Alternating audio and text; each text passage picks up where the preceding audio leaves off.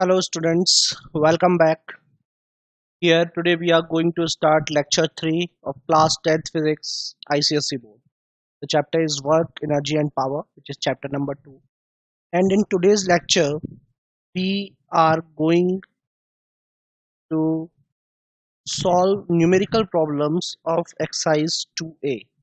Okay students, so this is the content of this of today's lecture, and we are going to solve numericals of exercise. I hope you all have solved the numericals from examples, and if you have not done it yet, then please go through the examples well so that you can understand how to solve numericals. It's very important to solve the solved examples yourself. Do it please, guys. Now let's begin with the explanation of numerical problems of exercise 2A. So in first numerical, the question is: a boy, when acted upon by a force of 10 GF, gets displaced by 0.5 meter. Calculate work done by the force when displacement is in the direction of force at an angle of 60 degree with the force and normal to the force. G की value आपको इतनी लेनी है. So let's solve it. तो first question देखते हैं क्या है इसमें.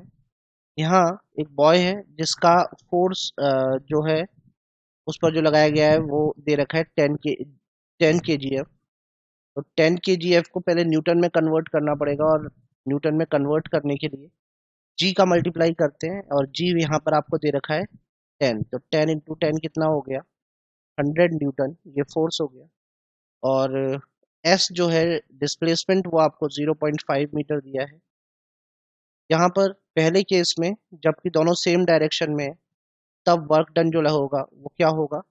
F into S. बताया था आपको सेम डायरेक्शन में अगर होते हैं फोर्स और डिस्प्लेसमेंट तो सीधे सीधे ये हो जाता है. तो 100 × 0.5 कितना हो गया? 50 joule. Okay. Now second case, अगर उनके बीच में थीटा 60 डिग्री है. कितना है एंगल? 60 डिग्री. तो मतलब ऐसे मान लीजिए कि अगर डिस्प्लेसमेंट इस डायरेक्शन में हो रहा है और फोर्स इस डायरेक्शन में लगा है, और ये जो एंगल है ये 60 डिग्री का है, थीटा 60 डिग्री देता है, तो उस केस में डब्ल्यू का फॉर्मूला होता है एफ एस कॉस थीटा. और यहाँ पर फिर वही एफ कितना है? 100, एस 0.5 और कॉस 60. कॉस 60 की वैल्यू स्टूडेंट्स आपको पता होगी, नहीं पता तो आप मैथ में देख सकते हैं. कॉस 60 की जो वैल्यू होती है वो होती है 1/2. It comes out to be 25 joule. And in the third answer, third question जहाँ कहा गया है कि नॉर्मल है, तो नॉर्मल का मतलब कि थीटा की वैल्यू कितनी है? 90 डिग्री. अगर थीटा 90 होता है तो वर्क डन जीरो होता था, क्योंकि एफ एस कॉस थीटा और कॉस 90 की वैल्यू जीरो होती है, तो the work done is zero. Cos 90 की वैल्यू क्या होती है? Zero. So these are the answers. Okay students, now move to the next question. Second question में क्या कहते हैं? A boy of mass 40 kilogram climbs up the stairs and reaches the roof at a height of 8 meter in 5 seconds. Calculate the force of gravity acting on the boy, work done by him against the force of gravity, and power spent by him. तो ये तीन चीजें हमें यहाँ find out करनी है. सबसे पहले तो हम ये देखते हैं कि क्या क्या दिया है. ठीक है, तो अगर हम देखें तो क्या क्या दे रखा है इस क्वेश्चन में. यहाँ हमको एक तो फोर्स दिया है. फोर्स दिया है क्या? नहीं दिया. मास दिया है. तो मास से फोर्स स्टूडेंट्स आप निकाल सकते हैं ग्रेविटी का. तो अगर आप मास से फोर्स निकालते हैं तो कैसे निकलेगा? Very simple, F is equal to M G formula है, आप वो अप्लाई करेंगे. ठीक है, तो उससे आपको यहाँ पर पता चल जाएगा. एक सेकंड में ये रब कर लूँ, फिर आपको ये वाला क्वेश्चन सॉल्व करवाता हूँ. तो इन सेकंड क्वेश्चन लेट्स सी क्या होता है.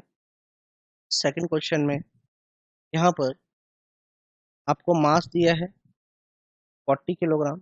अगर आप 40 किलोग्राम मास को उससे फोर्स निकालते हैं, पहला क्वेश्चन जो है यहाँ पर वो आपको क्या कहा गया है? मास के बाद आपको और क्या क्या दिया है? एस दे रखा है 8 मीटर और टाइम दे रखा है टी 5 सेकेंड. ठीक है, ये चीज़ें आपको यहाँ दी. नाउ फर्स्ट पार्ट में उसने कहा है फोर्स ऑफ ग्रेविटी, तो हमें पता होना चाहिए और पता भी है क्योंकि हमने सेंटर ऑफ ग्रेविटी में पढ़ा है कि force of gravity is always equal to the weight of the body. और यहाँ पर 40 किलोग्राम की बॉडी है और जी की वैल्यू कितना का है, 10 का है लेने को, तो एम जी, तो 40 इंटू 10 यानी उसका वेट कितना हो गया, 400 न्यूटन। ठीक है, ये फर्स्ट आंसर हो गया। सेकंड में क्वेश्चन है work done by him against the force of gravity. तो work done against the force of gravity is equal to, वही बात बताया था आपको कि अगर कोई बॉडी है वो एच हाइट ऊपर गई है ना, तो उस पर फोर्स जो लग रहा है नीचे की तरफ एम जी लग रहा है, और वो कितना हाइट ऊपर गई है, एच हाइट ऊपर गई है। तो वर्क डन का फॉर्मूला क्या होता है, एम जी एच होता है, और एम जी एच है तो 400 एम जी की वैल्यू, और एच 8 है तो कितना हो जाएगा, 30 joule. This is work done, also this work done will be negative in nature, negative होगा ये वर्क डन क्योंकि ये अगेंस्ट किया गया है। ठीक है, आपको बताया था कोई भी जो वर्क अगेंस्ट या अपोजिट किए जाते हैं तो मोशन को डिक्रीज कर रहे होते हैं, तो ये वर्क डन भी यहाँ पर क्या है, नेगेटिव होगा अगर आप ग्रेविटी के रेस्पेक्ट में देखें।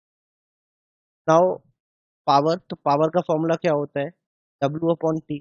W कितना है, 3200, और T है आपके पास 5, डिवाइड दे लीजिए आप, तो it comes out to be 640 watt. This is the answer. Okay, students. So this is the solution for question number 2. Now move to the question number 3. What does it say? A man spends 6.4 kilojoule energy in displacing a body 64 meter in the direction in which he applies force in 2.5 seconds. ठीक है, एक तो force applied निकालना है, दूसरा power निकालनी है, उसमें हॉर्स पावर के यूनिट जो होती है पावर की उसमें फाइंड आउट करना। तो देखिए यहाँ पर स्टूडेंट्स क्या होगा क्वेश्चन नंबर थर्ड में। एक तो आपको क्या क्या दिया है वो देखिए, पहले एनर्जी दी है आपको, एनर्जी कितनी दे रखी है, एनर्जी आपको दी है 6.4 किलो जूल। किलो जूल को आप जूल में कन्वर्ट करते हैं तो it comes out to be 6.4, 1000 का या 10 पावर 3 का मल्टीप्लाई कर लीजिए, ये इतनी एनर्जी आपको दी है। इसके बाद फिर वो आपसे कह रहे हैं कि डिस्प्लेसमेंट है 64 मीटर का, और इसमें जो टाइम लगा है वो टाइम कितना दे रखा है, 0.5 सेकेंड। अब पहले तो वो आपसे ये कह रहे हैं कि आप यहाँ पर फोर्स अप्लाइड निकालिए। ठीक है, तो हमने पढ़ा था कि जो एनर्जी होती है वो वर्क के इक्विवेलेंट होती है, और वर्क का फॉर्मूला क्या होता है, एफ इंटू एस होता है।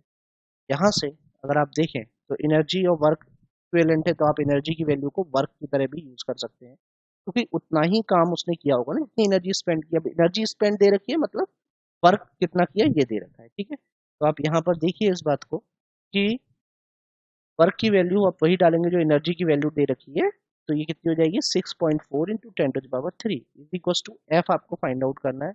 एस आपको दे रखा है 64 metre as you can see here. ठीक है, अब अगर आप इसको फर्दर सॉल्व करते हैं तो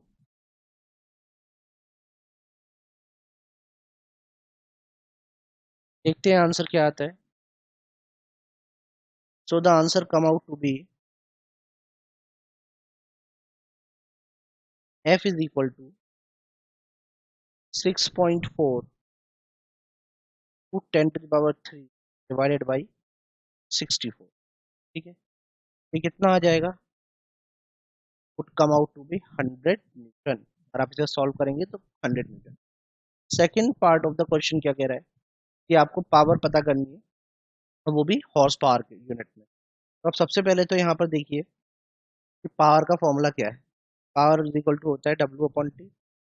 डब्ल्यू कितना है आपके पास, जितना टी है, यानी 6.4 इंटू 10 to the power 3, और टी कितना है 2.5, यही है टी मेरा 2.5, डेसिमल से डेसिमल उड़ गया। ठीक है, अब आप 64 में 25 का डिवाइड दीजिए। चाहे आप ऐसा कीजिए कि आप ये भी कर सकते हैं यहाँ पर कि यहाँ पे से समझ सकते हैं कि 64 इंटू 1000 डिवाइडेड बाई 25। 25 से अगर आप 1000 को काटें तो ये 40 टाइम्स कटता है। ठीक है, तो इसके बाद फिर 2560 वॉट, ये आ गया। 2560 वॉट आपके पास आ गया है यहाँ सॉल्व करके इसे। और नेक्स्ट जो आपके पास है 2560 वॉट है। अब आप जानते हैं क्योंकि जो 1 हॉर्स पावर होता है वो 746 वॉट होता है।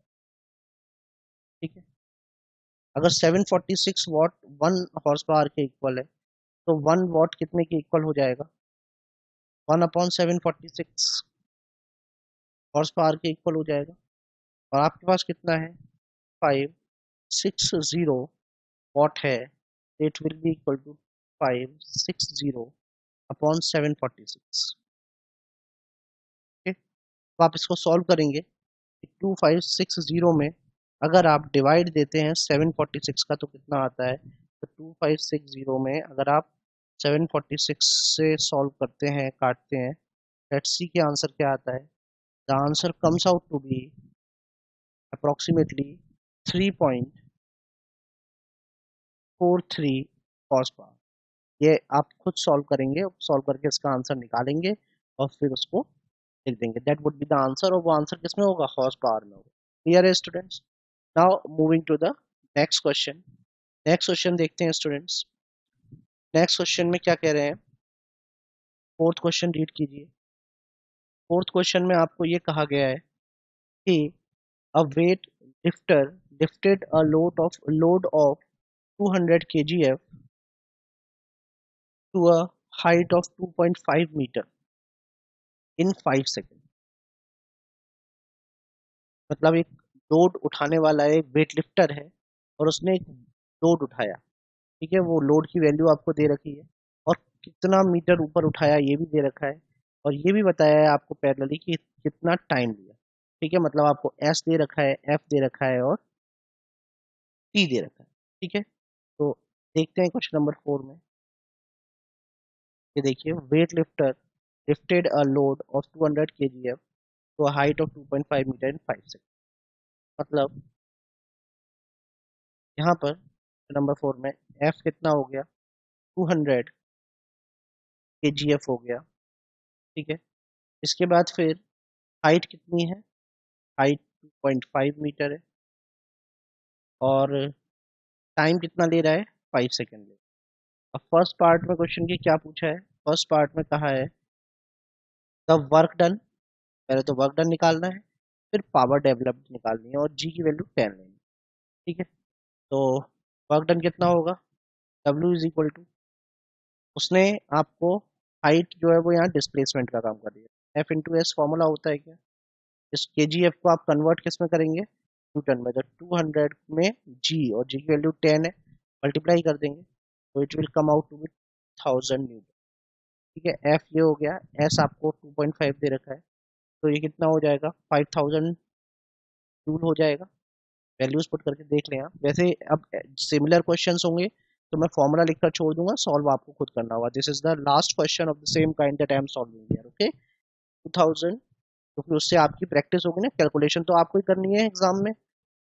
2.5 थाउजेंड कितना होता है? 5000, तो 5000 जूल। सेकंड पार्ट में उसने क्या कहा था यहाँ पर? पावर के लिए पूछा था कि पावर कितनी होगी, तो P इज इक्वल टू क्या फॉर्मूला होता है? W अपॉन T होता है। तो 5000 डिवाइडेड बाई 5, इसको आप काट ले तो कितना आ जाएगा आंसर?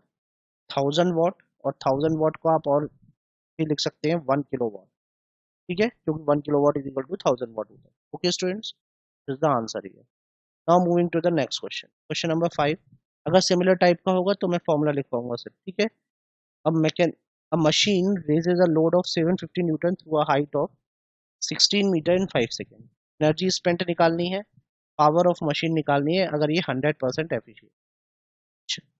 तो मतलब समझिए जरा, इसका मतलब ये हुआ कि आपको यहाँ पर फोर्स दे दिया 750 न्यूटन का, उसके बाद आपको डिस्प्लेसमेंट दे रखा है 16 मीटर का, और टाइम दे रखा है कितना?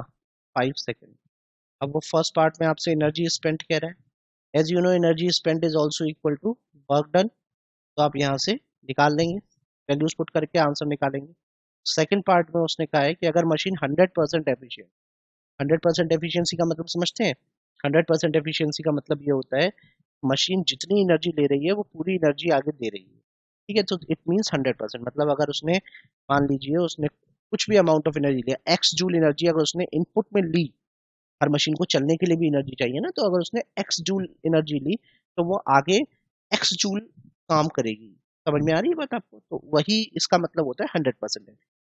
तो अब उसने कहा कि अगर मशीन 100% एफिशिएंट है तो इसकी पावर भी निकालिए। तो 100% एफिशिएंट है तो जितनी एनर्जी उसने ली है वो आपने यहाँ से कैलकुलेट कर ली, यहाँ आंसर निकाल के लिख देंगे जूल में। और फिर पावर का फॉर्मूला क्या होता है, P is equal to E upon T या डब्ल्यू अपॉन टी होता है ना। तो यहाँ पर आप ई की जो वैल्यू निकालिए वो डाल के सॉल्व कर देंगे, आंसर आ जाएगा। ये आंसर किस में आएगा, वॉट में। समझ में आ रही है कि पावर की ऐसा यूनिट क्या होती है, वॉट। ये आप सॉल्व करेंगे खुद, मैंने आपके लिए इसीलिए छोड़ा है, you will solve it yourself. Okay students, now move to the next question. Let's see कि नेक्स्ट क्वेश्चन में क्या है।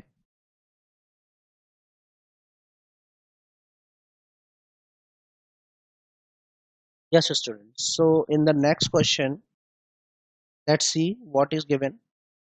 An electric heater of power 3 kilowatt is used for 10 hours. How much energy does it consume? Express your answer in kilowatt hour and joule.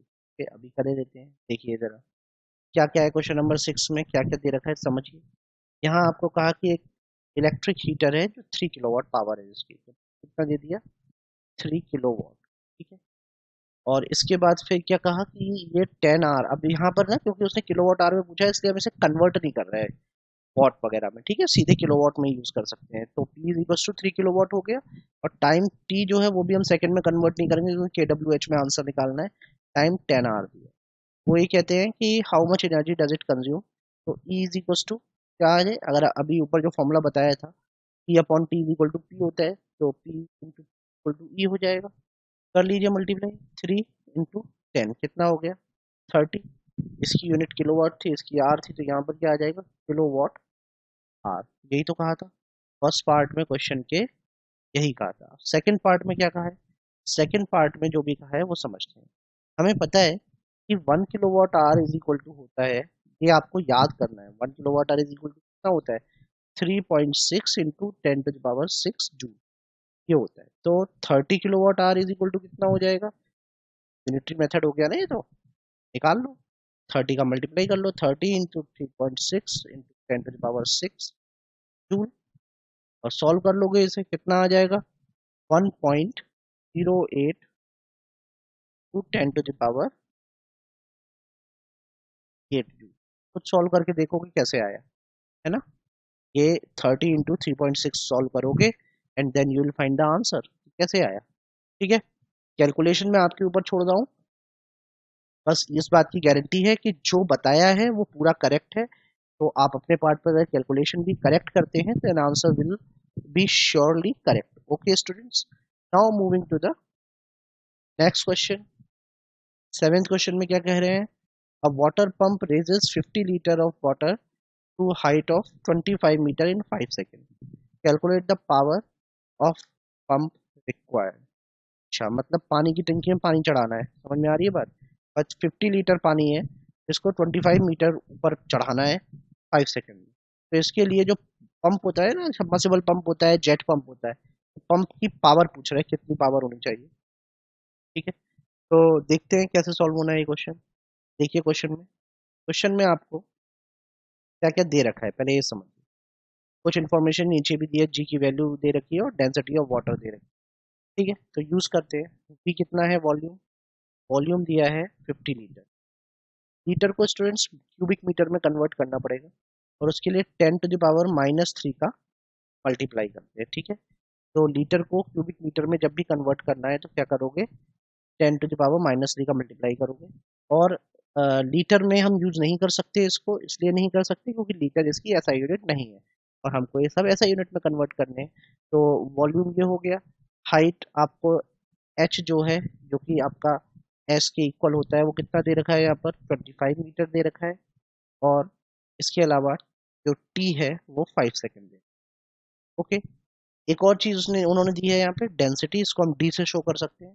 Density कितनी दे रखी है water की, ये देखिए आप, ये दे रखी है डेंसिटी ऑफ वाटर, ये दे रखी है 1000 किलोग्राम पर क्यूबिक मीटर। ओके, और इससे आगे बस जी की वैल्यू 10 है ही, 10 न्यूटन पर किलोग्राम, वो आपको पता ही है। तो अब पहले तो देखते हैं कि फॉर्मूला क्या होता है।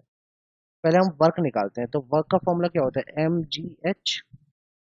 अब यहाँ एम क्या होता है, मास, लेकिन स्टूडेंट्स हमको मास तो पता ही नहीं है, तो हम क्या करेंगे, हम mass is equal to volume into density होता है क्या, तो हम यहाँ वॉल्यूम इंटू डेंसिटी ये डाल देंगे मास की जगह। मास की जगह क्या किया, वॉल्यूम इंटू डेंसिटी डाल दिया। क्यों डाल दिया, क्योंकि mass is equal to volume into density होता है, इसलिए डाल दिया। फिर इंटू जी एच।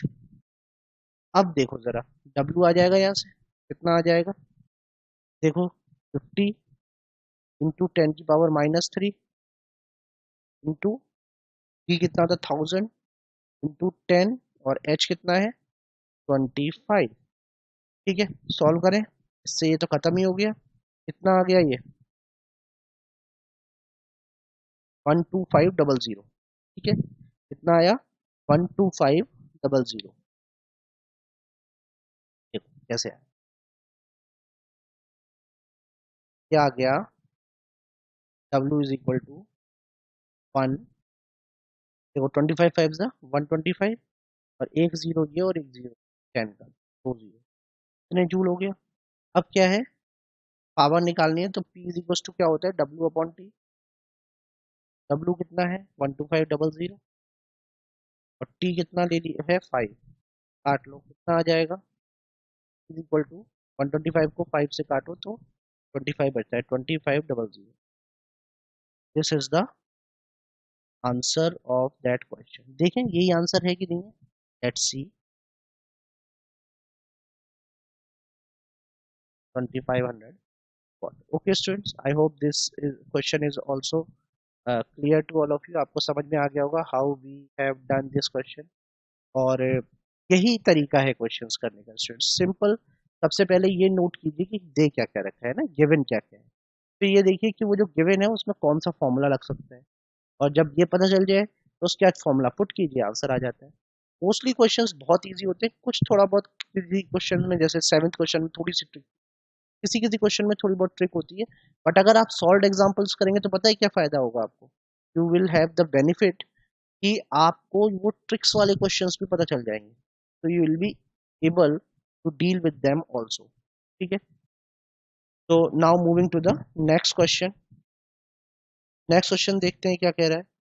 नेक्स्ट क्वेश्चन में, here a pump used to lift 500 kilogram of water from a depth of 80 meter in 10 seconds. Calculate work done by the pump and power at which the pump works, and also here you have to find out the power rating at the of the pump if its efficiency is 40%। So this is the question। Now solve, let's solve it। Okay students, चलिए देखते हैं कैसे solve होगा इसका। Actually तो मुझे वैसे last part ही कराना चाहिए वही, क्योंकि ऐसा है जो हमने अभी सॉल्व नहीं किया है ना। देख लेते हैं पहले तो क्या क्या दे रखा है। मास दे रखा है कितना 500 किलोग्राम। इसके बाद फिर क्या दिया है, फिर आपको जो डिस्प्लेसमेंट है वो दिया है 80 मीटर, और फिर दिया है टाइम 10 सेकेंड। ठीक है, इसके बाद फिर क्या कहते हैं, फर्स्ट पार्ट में वर्क डन निकालना है, डब्ल्यू इज इक्वल टू क्या होता है, एम फोर्स इंटू डिस्प्लेसमेंट होता है ना, फोर्स टू डिस्प्लेसमेंट। फोर्स यहाँ पर क्या हो जाएगा, weight of water M G S, values आपके पास है, और जी की वैल्यू आपको यहाँ 10 दे रखी है। वैल्यूज आप पुट करें, और पुट करके जब आप सॉल्व करते हैं the answer comes out to be, कितना आना चाहिए 4 इंटू 10⁵ जूल। ठीक है, ये आंसर आ जाता है। इसके बाद फिर आप क्या करते हैं, आप इसको उसके बाद फिर यहाँ देखते हैं सेकंड पार्ट। ठीक है, ये मैंने इसलिए यहाँ ऐसे करके सीधे आंसर लिख दिया कि सॉल्व करके वैल्यूज पुट तो आप ही करेंगे ना। जी कितना है यहाँ पर 10 मीटर पर सेकेंड स्क्वायर, इनको सॉल्व करना आपकी रेस्पॉन्सिबिलिटी, ये मैंने यहाँ पर ऐसे लिख दी क्योंकि इनको मैं सॉल्व करा चुका हूँ इस टाइप के क्वेश्चंस। तो अलग से क्वेश्चन है वो मैं आपको सॉल्व कराऊंगा जो थर्ड पार्ट है। ठीक है, power at which pump works is equal to क्या होता है, डब्ल्यू अपॉन, सॉल्व कर लेंगे आप इसे भी वैल्यूज पुट करके, तो 4 इंटू 10⁴ क्या आ जाएगा। ठीक है, डब्ल्यू और टी दोनों की वैल्यूज आपके पास हैं, डब्ल्यू आपने कैलकुलेट करा है और टी आपको ये दे रखा है। Now third question students, third question important है। थर्ड क्वेश्चन क्या कह रहा है? थर्ड क्वेश्चन कह रहा है power rating of pump if its efficiency is 40%। वही कह रहा है कि अगर इसकी एफिशिएंसी 40% है तो ये बताइए कि इसकी पावर रेटिंग क्या है, मतलब ये कितनी पावर कंज्यूम करेगा ताकि ये पावर को इतनी पावर को बाहर दे पाए। ठीक है, मतलब 40 किलोवाट पावर बाहर देने के लिए वो कितनी पावर इनपुट मिलेगा। तो स्टूडेंट्स, एफिशिएंसी का फॉर्मूला क्या होता है वो देखो। एफिशिएंसी का फॉर्मूला ये आपको यहाँ दिखाया भी है क्वेश्चन में। ये होता है, आप ऐसे समझें कि आउटपुट पावर, जिसको मैंने पी आउट से शो किया है, अपॉन इनपुट पावर। ठीक है, ये फॉर्मूला होता है। और अगर परसेंटेज लगाए हैं एफिशिएंसी में तो यहाँ इंटू 100। ठीक है स्टूडेंट्स, यही बात हमें यहाँ पर करनी है। देखिए जरा, परसेंटेज ऑफ एफिशिएंसी दे रखा है 40, तो यहाँ 40 लिखिए। पी आउटपुट, पी आउटपुट, ये पी आउटपुट यही था जो आपने यहाँ निकाला था। जो हम कैलकुलेट करते हैं वो क्या होता है? पी आउटपुट होता है। और जो रेटिंग होती है वो क्या होती है? पी इनपुट होती है। ठीक है, तो यहाँ पी इनपुट 100। ठीक है, अब 40 इज इक्वल टू, आपने पी आउटपुट कितना निकाला था? 40 किलोवाट, ये निकाला है ना। इस 4 इंटू 10 पावर 4 को आप 40 इंटू 10 टू द पावर 3 भी लिख सकते हैं, और 10 power 3 what is equal to kilowatt होता है। 1 किलोवाट तो 40 किलोवाट हो जाएगा ना, तो 40 किलोवाट अपॉन इनपुट इंटू 100, ये हो गया। अब काट लें, 40 से 40 तो खत्म, तो यहाँ क्रॉस मल्टीप्लाई करो, यहाँ 1 बचा ना, 40 1 जा 40 वाला, तो 1 बचा। उस 1 में पी इनपुट गया, तो P input is equal to कितना हो गया? इधर 100 बचा ये वाला, तो 100, और ये वाला किलोवाट बचा, 100 किलो। यानी इनपुट कितना लिया था मशीन ने? 100 किलोवाट का इनपुट लिया था, तब 40 किलोवाट का आउटपुट। ठीक है, जो हम कैलकुलेट करते हैं पावर डिलीवर्ड, वो क्या होती है? वो होती है आउटपुट, और जो पावर रेटिंग होती है वो होती है इनपुट। क्लियर है स्टूडेंट्स? एफिशिएंसी का formula output power upon input power. ठीक है, ये फॉर्मूला है एफिशिएंसी का, याद रखिएगा, output power upon input power. ठीक है, क्लियर? एफिशिएंसी का मतलब ये है कि आउटपुट, इनपुट जो लिया उसका कितना पार्ट आउटपुट में कन्वर्ट किया। जैसे मान लीजिए आपने पूरा सिलेबस पढ़ा, अब उस पूरे सिलेबस को पढ़ के, यानी 80 मार्क्स का पेपर होने वाला है बोर्ड में फिजिक्स का, आपने 80 मार्क्स का पूरा पढ़ लिया, और उसके बाद आप वो 80 मार्क्स का सिलेबस पढ़ के गए, लेकिन आप नंबर कितने लेकर आए? तो आपके, आप जो नंबर लेकर आए, that is marks obtained upon total maximum marks. ठीक है, तो marks obtained upon maximum marks, यही आपकी एफिशिएंसी है, जो दिखाती है कि आप कितने इंटेलिजेंट हैं, या आप कंपैरेटिवली कम इंटेलिजेंट हैं, एटसेट्रा एटसेट्रा। तो समझ में आ रहा है एफिशिएंसी का मतलब क्या होता है? कितना आपने इनपुट लिया और कितना उसका आपने आउटपुट दिया। जो जितना अच्छा होता है वो इनपुट्स का उतना ज्यादा पार्ट आउटपुट में दे देता है। ठीक है, और जो चीजें खराब होती हैं वो ज्यादातर वेस्ट कर देती हैं, तो वो इनपुट ज्यादा कंज्यूम करती है लेकिन उतना आउटपुट नहीं दे पाती। Okay students, I hope it is clear to all of you. आपको इसमें कोई डाउट नहीं होगा। ठीक है, तो ये पॉइंट क्लियर है आप सबको। Now move to the next question students. Yes, students. So now the next question, let's see what it says. In the next question, that is question number 9. Let's see what it says here. An ox can apply a maximum force of 1000 Newton. It is taking part in a cart race and is able to pull the cart at a constant speed of 30 meters per second while making its best effort. Calculate the power developed by the ox. Question बहुत easy. Question number 9 में एक आएगी, एक aux है, एक बैल है। बैल, यू नो, वो वाली बैल नहीं जो बजाई जाती है, ox, male version of cow, no. तो ऑक्स है, वो ऑक्स मैक्सिमम फोर्स अप्लाई कर रहा है 1000 न्यूटन। एफ आपने लगा दिया 1000 न्यूटन, और इससे वो भी आपको स्पीड दे रखी है 30 मीटर पर सेकेंड। इस कांस्टेंट स्पीड से वो चल रहा है। पावर पूछ रहा है, तो आपको सुबह ही बताया था कि अगर आपको कांस्टेंट या एवरेज स्पीड दे रखी है और फोर्स दे रखा है, तो एक रिलेशन होती है एफ इंटू वी। ये फॉर्मूला लगा लीजिए। एफ कितना है? 1000, 30, निकाल लीजिए कितना आ जाएगा। या तो आप इसको 3 × 10⁻, कितने जीरो है 4, 10⁻4 वॉट, या तो ये लिख सकते हैं, या फिर 30 kW। तो this is the answer, 30 kW यहाँ पर आपको दे। नेक्स्ट क्वेश्चन में, the power of motor is 40 kW, at what speed can the motor raise a load of 20,000 newton. ये क्वेश्चन भी सेम कॉन्सेप्ट पर ही बेस्ड है। क्वेश्चन नंबर 10, यहाँ क्या है, पावर आपको दी है 40 kW, ठीक है। 40 kW को आप वॉट में कन्वर्ट करना, कितना हो जाएगा 40 × 1000 वॉट। इसके बाद फिर वो आपसे कहते हैं कि लोड आपके पास है 20,000 का, 20,000 न्यूटन, वो वी पूछ रहा है, कितनी स्पीड पर चला सकते हैं बताओ। P is equal to F into V, formula लगाकर खुद कैलकुलेट करेंगे, ठीक है। यहाँ से v की वैल्यू अपॉन एफ से आप निकालेंगे, खुद निकालोगे, ठीक है। नेक्स्ट क्वेश्चन में, क्वेश्चन नंबर 11th में, Rajan exerts a force of 150 newton pulling a cart at a constant speed of this. अब ये आप अपने आप करेंगे, यहाँ भी P equal to F into V वाला फॉर्मूला लगना है। So you will solve it yourself. यहाँ आपको फोर्स दे रखा है, आपको बता देता हूँ, फोर्स दे रखा है आपको 150 न्यूटन का, और आपको स्पीड 10 दे रखी है। आपको सेम ये वाला फॉर्मूला यूज करना है और बिल्कुल इसी तरीके से सॉल्व करना है students. Next question number 12, a boy weighing 350 Newton climbs up 30 steps. Each is 20 centimeter high in 1 minute. Calculate the work done and power spent. तो अब यहाँ क्वेश्चन समझ में आया कि वो क्या कह रहा है आपसे। वो ये कह रहा है स्टूडेंट्स कि यहाँ पर एक लड़का है जो कि स्टेयर्स चढ़ रहा है, ठीक है। हर स्टेयर की उसने आपको हाइट दे रखी है, वो 30 स्टेप्स चलता है और हर स्टेप क्या है 20 सेंटीमीटर हाई है। तो 30 स्टेप्स की टोटल हाइट क्या हो जाएगी वर्टिकल, आप वो निकाल लेंगे यहाँ से, और उसके बाद फिर आप सॉल्व करेंगे इसे, यू गेट द आंसर। तो देखते हैं कि कैसे सॉल्व हुआ।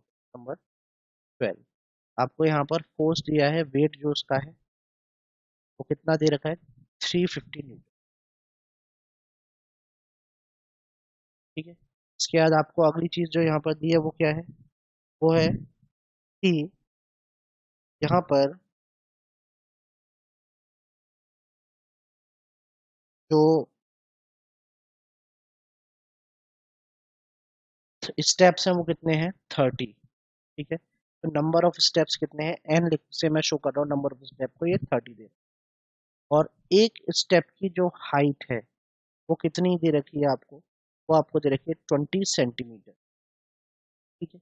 तो टोटल जो डिस्प्लेसमेंट होगा वो कितना हो जाएगा भाई, सपोज कीजिए 20 सेंटीमीटर की एक सीढ़ी है, आप ऐसी 3 सीढ़ी 30 स्टेयर्स चढ़े आप, 30 सीढ़ी चढ़े ऐसी, तो टोटल हाइट कितनी चढ़ गए आप 30 × 20, 30 × 20, और किसमें सेंटीमीटर, सेंटीमीटर कितना आ गया 600 सेंटीमीटर। इसको मीटर में कन्वर्ट करेंगे तो क्या आ जाएगा 6 मीटर। तो अब आपको पहला पार्ट क्या करना था, वर्क डन निकालना था। W इज इक्वल टू कितना होता है, W इज इक्वल टू होता है F इंटू एस। सॉल्व कर लीजिए, आंसर आ जाएगा। क्या करेंगे 350 इंटू 6, 0, 0, 2100 जूल, ठीक है। और उसके बाद फिर सेकंड पार्ट, पावर निकालनी थी, P is equal to W upon T होता है। टी कितना दिया था यहाँ पर, अगर आप क्वेश्चन में देखें तो टी आपको दिया है 1 मिनट। 1 मिनट का मतलब कितना होता है 60 सेकेंड्स, ये दे रखा है, ठीक है। तो यहाँ पर आप वैल्यू पुट कर दें 2100 डिवाइडेड बाई 60, सॉल्व करेंगे इसे, answer will come out to be 35 one. Clear student, simple question, सिर्फ ये इतना कंफ्यूजन था, दोनों कंबाइन करा। एक सीढ़ी की हाइट दे रखी थी ऐसी 30 सीढ़ी थी, टोटल कितना आ गया 6 metre. Students, now move to the next question. अगला क्वेश्चन देखते हैं क्या कह रहा है। नेक्स्ट क्वेश्चन में, it takes 20 seconds for a person of mass 50 kilogram to climb up stairs while other person B, एक पर्सन ए है जो 20 सेकंड लेता है, 50 किलो का है वो, और दूसरा पर्सन 15 सेकंड लेता है, मास दोनों का सेम है। Compare work done power developed by the person A and B. तो अब देखिए जरा कि जो सेम हाइट तक जा रहे हैं दोनों, क्लाइंब सेम हाइट तक जा रहे हैं दोनों, तो देखिए वर्क डन जो होता है वो क्योंकि इस पर डिपेंड करता है। अगर आपको याद हो क्वेश्चन नंबर 13 के लिए हम कॉन्सेप्ट जो समझेंगे कि वर्क जो है यहाँ पर उसका फॉर्मूला mgh हो जाएगा ना। तो mgh फॉर्मूले में अब क्योंकि उसका मास भी सेम है दोनों का, ए और बी दोनों का, जी की वैल्यू सेम होती ही है और दोनों सेम हाइट तक जा रहे हैं, तीनों चीजें दे रखी हैं क्वेश्चन। तो इसका मतलब ये हुआ क्योंकि वर्क जो है सिर्फ डिफरेंस क्या है, टाइम का डिफरेंस है ना, और वर्क टाइम पर डिपेंड नहीं करता। तो इसका मतलब ये हुआ कि W1 और W2 ये दोनों इक्वल होंगे और दो इक्वल क्वांटिटीज का अगर आप रेशियो निकालें तो 1:1 आता है। समझ में आई? तो the answer is 1:1, comparison of work. Clear है ये बात? वर्क का कंपैरिजन करा तो क्या पता चला आपको कि आंसर 1:1 है। क्यों ऐसा? इसलिए हुआ क्योंकि जो वर्क है वो मास mgh इन पे डिपेंड कर रहा था। और देखिए यहाँ पर टाइम डिफरेंट दे रखे थे, बाकी मास 50 किलोग्राम है, इसका भी 50 किलोग्राम ही दिया, यानी मास सेम दे रखा। समझ में आ रही है? तो इसलिए यहाँ पर क्या होगा, यहाँ पर वर्क जो है वो दोनों का सेम रहेगा। Work does not depend on time. हाँ, अब पावर डिपेंड करती है टाइम पे। पावर का देखते हैं कि क्या सीन बनेगा, पावर कैसे सॉल्व होगी, लेट्स सी। देखते हैं पावर को।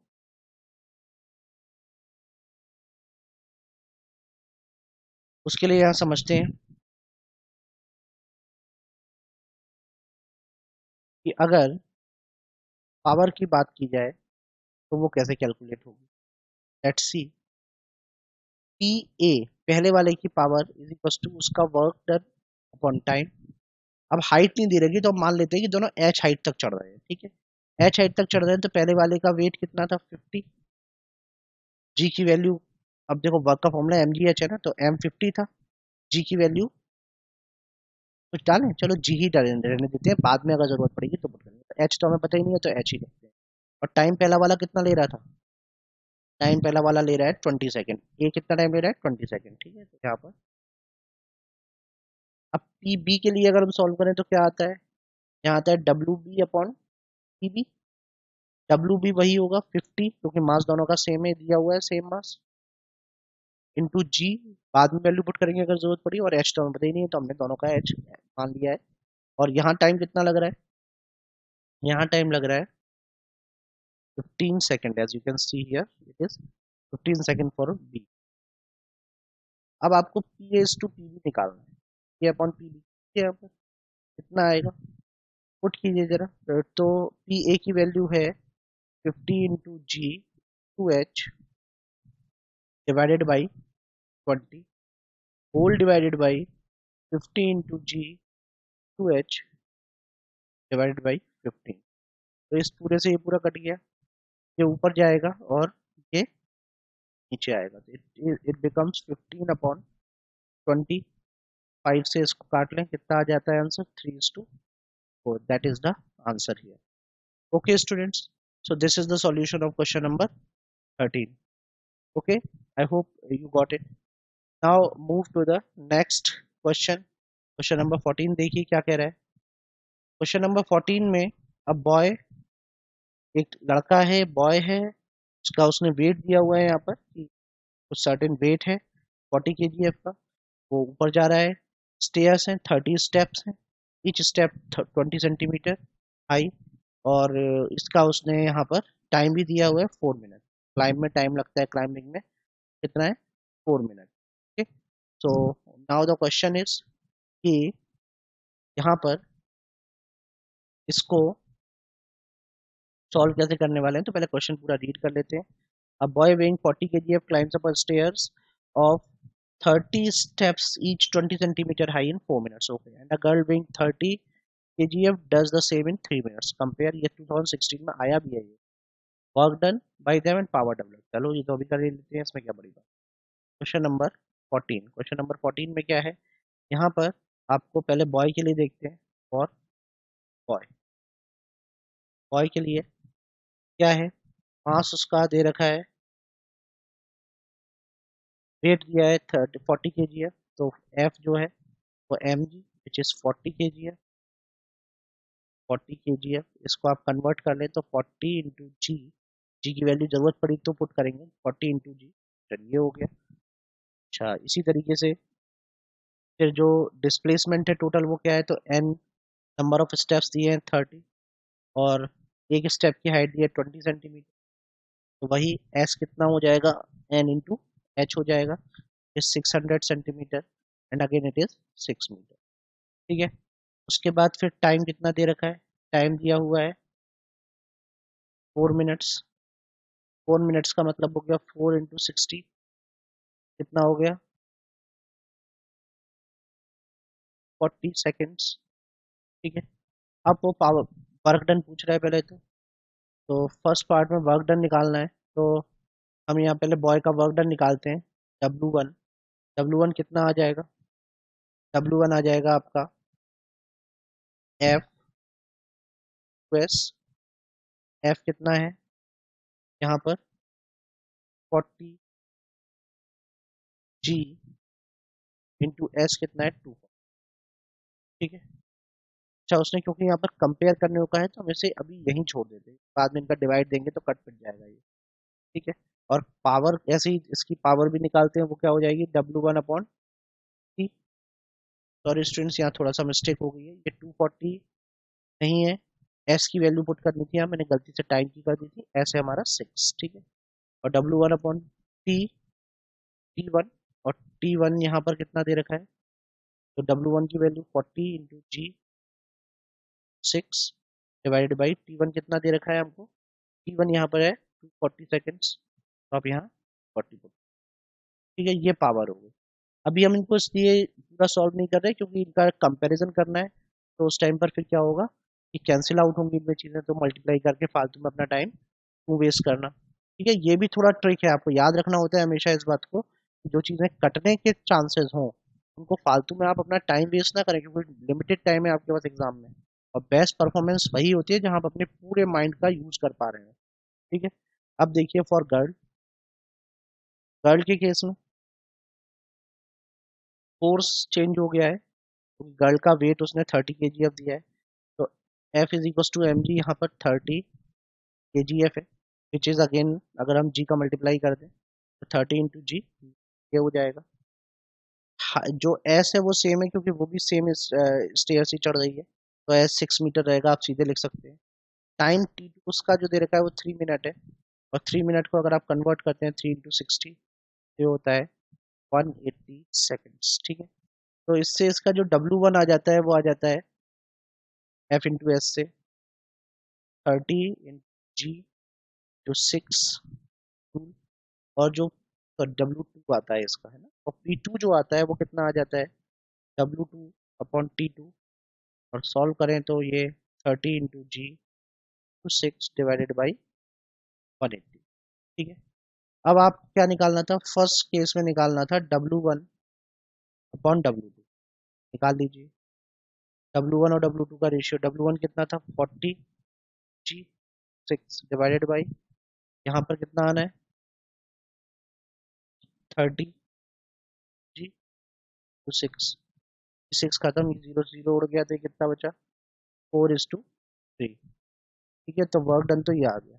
और दूसरा केस क्या था, आपको P1:P2 निकालना था, P1/P2 निकालना था, तो ये कितना होगा, वैल्यूज पुट करें आप W1 और W2 की तो वैल्यूज। ठीक है, तो वैल्यूज पुट करने पर आपको क्या मिलेगा देखते हैं, 40 इंटू G 6/2 ये तो P1 की वैल्यू थी, और P2 की वैल्यू क्या होगी, 2 की वैल्यू होगी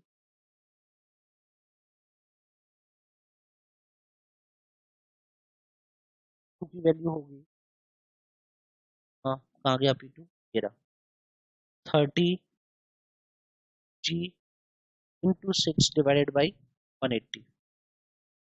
G/6 है, G/6 कैंसिल, 0 से 0 कैंसिल, जैसे ये 0 कैंसिल, ये 18 ऊपर जाएगा और ये 24 नीचे आएगा, तो ये कितना हो जाएगा देखते हैं, ये हो जाएगा 4 इंटू 18 डिवाइडेड बाई 3/24। सॉल्व करना तो ऐसे आप लोग खुद आता है, आप खुद भी कर सकते हैं, इनसे काटें, 3 1 3, 3 6 18, 6 8 24, 4 1 4, 4 2 8, 2 कट गया तो ये आंसर आ गया 1:1। ओके स्टूडेंट्स, तो यहाँ से आपको थोड़ा बहुत समझ में आया होगा। इस तरीके से सॉल्व करना था, दोनों की पावर ऑफ वर्क कंपेयर करनी थी। और ये आप देखिए यही हमने यहाँ पर किया हुआ है, हमने यहाँ यही काम किया and this is the answer. Work done कितना है 4:3 इज हियर, पावर का कंपैरिजन है 1:1 इज। ओके स्टूडेंट्स, दोनों के अलग अलग आप वर्क और पावर कंपेयर करें और उसके बाद फिर आप क्या करें, आप उनका रिलेशन फाइंड आउट कर लें, रेशियो फाइंड आउट करें। क्लियर है? नेक्स्ट क्वेश्चन देखते हैं स्टूडेंट्स क्या कह रहा है।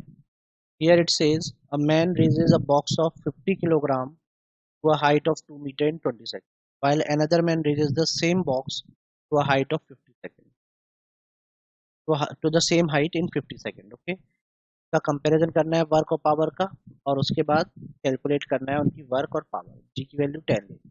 स्टूडेंट्स बिल्कुल इसी तरीके से सॉल्व करना है जैसे क्वेश्चन नंबर 14 सॉल्व किया था। ठीक है, क्वेश्चन नंबर 14 में अगर मैं यहाँ पर ये जो मैंने वर्क निकाला था इसमें मैं जी की वैल्यू पुट कर देता हूँ, तो वर्क आ जाता है बॉय का, उसी तरीके से यहाँ फर्स्ट मैन के ये लाना है ना। और फिर ये इसमें जी की वैल्यू पुट कर दी होती, सॉल्व करते आंसर आ जाता, ये किसका होता, पावर हो जाती।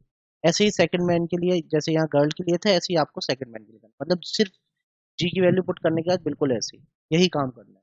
तो इसलिए क्वेश्चन नंबर 15 आप अपने आप करेंगे, अगर आप पर नहीं होता है तो you can post it to me, I will solve it to you, but for the first आप अपने आप खुद सॉल्व करेंगे इसे, क्योंकि बिल्कुल 14 जैसा ही है, सिर्फ डिजिट्स का चेंज है। क्वेश्चन में गर्ल और बॉय की जगह दो मैन कर दिए हैं, बाकी बिल्कुल वैसा ही है जैसा ऊपर 14 क्वेश्चन मैंने पूरा सॉल्व करके आपको दिखाया। So you will have to solve it yourself. Okay students? Yes, students. So now in the next question, a boy takes 3 minutes to lift a 20-liter water bucket from a deep well, 20-meter deep well, while his father does it in 2 minutes. Compare work power developed by them, how much work each of them is doing, take density of water this. Okay. चलो solve करते हैं इसे। देखिए question number 16, this is the last question I think. देखिए यहाँ पर क्या दे रखा है, पहले मैं बॉय के लिए सॉल्व कर रहा हूँ इसे, फॉर बॉय, बॉय के लिए एक तो अच्छा जो चीज़ कॉमन है वो तो पहले लिख ही लेते हैं ना। तो यहाँ कॉमन क्या दे रखा है, एक तो कि वाटर का जो वॉल्यूम है वो 20 लीटर है। अभी आपको बता दें 20 लीटर है तो उसको मीटर क्यूब में चेंज करने के लिए 10⁻³ का मल्टीप्लाई कर देंगे तो एक क्यूबिक मीटर में चेंज हो गया। उसके बाद हाइट आपको जो दी हुई है वो कितनी दे रखी है, वो 20 मीटर दे रखी है। ठीक है, डिस्प्लेसमेंट ये रहा 20 मीटर डीप है। और इसके बाद फिर आपको जी की वैल्यू यहाँ पर 9.8 दी है। जी की वैल्यू कितनी है, 9.8 टन पर किलोग्राम। और डेंसिटी ऑफ वाटर कितनी दे रखी है, 1000 या 10⁻³ ग्राम पर। ठीक? ये इतना दिया हुआ है ना। अब फॉर बॉय, बॉय के लिए देखते हैं। ठीक है, हम इधर बॉय के लिए सॉल्व कर रहे हैं फिर उसके फादर के लिए। फॉर बॉय यहाँ क्या है, बॉय के लिए यहाँ पर जो टाइम है वो है T1, कितना है, T1 है 2 मिनट्स। ठीक है, 2 मिनट का मतलब 2 × 60 यानी 120 सेकेंड्स। ठीक है, अब वर्क निकालते हैं, W1 कितना आएगा, mgh, यही तो होता है। यहाँ पर भी हमें मास नहीं पता बच्चों, तो मास नहीं पता तो उसके लिए क्या लिखेंगे, वॉल्यूम इंटू डेंसिटी, जैसे पहले करा था, तो V × D G H। Values put कीजिए, यहाँ पर आप वैल्यूज पुट करें, V की वैल्यू कितनी है 20 × 10⁻³ D की वैल्यू क्या है 10⁻³ G की वैल्यू 9.8 और H की वैल्यू 20। ठीक है, तो ये खत्म। 20 × 400, 400 × 9.8 सॉल्व करेंगे आप, और आप इसको सॉल्व करके करके इसका आंसर निकालेंगे। ठीक है, the answer will come out to be 3920 joule. ठीक है, ये आंसर आएगा, which can also be written as 3.920 10⁻³ is also equal to 3.92 kilo joule. ठीक है। ऐसे ही आप फॉर फादर सॉल्व करेंगे। फादर के लिए अगर आप इसे सॉल्व करते हैं तो देखिए क्या होता है, लेट्स सी। फादर के लिए सॉल्व करने पर टी टू आपको जो दिया है वो कितना हो जाएगा, टू की वैल्यू हो जाएगी यहाँ पर, तो कितना है फादर के लिए, 2 मिनट्स है। अच्छा, वाई के लिए टी टू कितना था, 3 मिनट्स था स्टूडेंट, इट्स 3 मिनट्स। वाई के लिए टी टू था 3 minutes, you can see here, I mistake, I have done it too. तो 3 into 60 कितना हो जाता है, 180 सेकेंड, ठीक है। और यहाँ पर फादर के लिए टी टू है 2 मिनट्स, 2 मिनट्स का मतलब हो गया 2 into 60, दैट इज 120 सेकेंड्स, ठीक है। अब आप डब्लू को निकालिए तो वही एम जी एच आएगा, और एम जी एच की वैल्यू, क्योंकि एम जी एच में सारे टर्म्स कॉमन है, तो वही रहेगी जो पहले थी, तो इनका आंसर भी 3.920 किलो जूल ही जाना चाहिए।